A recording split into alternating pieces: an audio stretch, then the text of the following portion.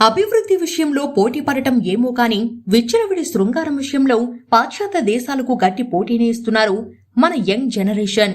ముఖ్యంగా హైదరాబాద్, బెంగళూరు, చెన్నై, ముంబై వంటి నగరాల్లో డేటింగ్ యాప్లు, డేటింగ్ అపార్ట్మెంట్లు సహజీవన స్రవంతిలా మారి అక్రమ సంబంధాలకు పూలపానుపు పరుస్తున్నారు.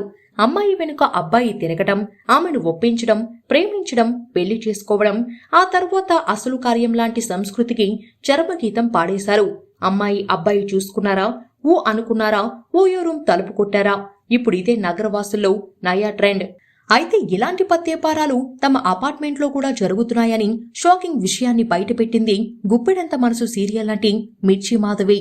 తాజా ఇంటర్వ్యూలో మిర్చి మాధవి మాట్లాడుతూ డిస్టర్బ్ చేసే వాళ్ళకి కూడా తెలుసు వీళ్లు పడతారా లేదా అని. ఇటు నుంచి రెస్పాన్స్ లేకపోతే హాయ్ అంటే హాయ్ అని వెళ్ళిపోతారు. అలా కాకుండా హాయ్ అన్న తర్వాత ఆహా అని అటు చూడటం, ఇటు చూడటం, అలా చేయడం, ఇలా చేయడం లాంటివి చేస్తూ ఉంటే రారా బాబు అని డైరెక్ట్ గా చెప్పడమే. మన పని మనం చేసుకుంటే ఎవరూ మన జోలికి రారు. కానీ వాళ్ళు డిస్టర్బ్ చేసినప్పుడు నువ్వు సిగ్నల్ ఇస్తే మాత్రం వాళ్ళు ట్రై చేస్తూ ఉంటారు. కొంతమంది ఉంటారు కానీ నాకైతే ఇలాంటివి ఎదురు కాలేదు. ఆడవాళ్లు అన్న తర్వాత వెంట పడడాలు లాంటివి ఉంటాయి. ఇప్పుడు మగాళ్ళ వెనుక ఆడవాళ్లే పడుతున్నారు. ఇక్కడ కూడా సమానత్వం పాటిస్తున్నారు. మా అపార్ట్మెంట్లో 2 అమ్మాయిలు ఉంటారు. దానికి ఎదురుగా ఉండే అపార్ట్మెంట్లో ఇంకో 2 అబ్బాయిలు ఉంటారు.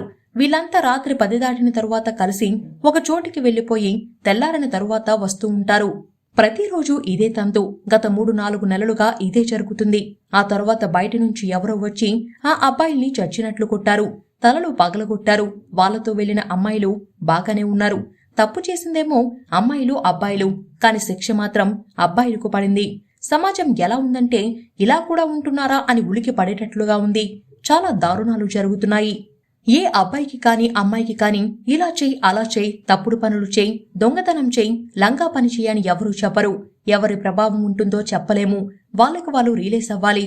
ఎవరో చెప్తే మారడం కాదు, వాళ్ళకి వాళ్ళు మారాలి. పిల్లలు చాలా చెడిపోతున్నారు. 12-17 ఏళ్లు వరకు పిల్లల్ని చాలా జాగ్రత్తగా చూసుకోవాలి. పిల్లలు ఏం చేస్తున్నారు, ఎక్కడికి వెళ్తున్నారు, ఏం చూస్తున్నారు అని గమనించుకోవాలి. కనటం కాదు, వాళ్ళని ఎప్పటికప్పుడు కాపాడుకుంటూ ఉండాలి. సమాజానికి ఉపయోగపడతారో లేదో తరువాతి సంగతి. ముందు కన్నా మీకు ఉపయోగపడతారో కనీసం వాళ్ళ కోసం వాళ్ళు ఉపయోగపడేలా అయినా పెంచుకోవాలి. మన ఫ్యామిలీ బాగుంటే సమాజం బాగున్నట్టే. ఎవరికి వాళ్ళు సరిగ్గా ఉంటే ఇలాంటి ఘోరాలు జరగవు.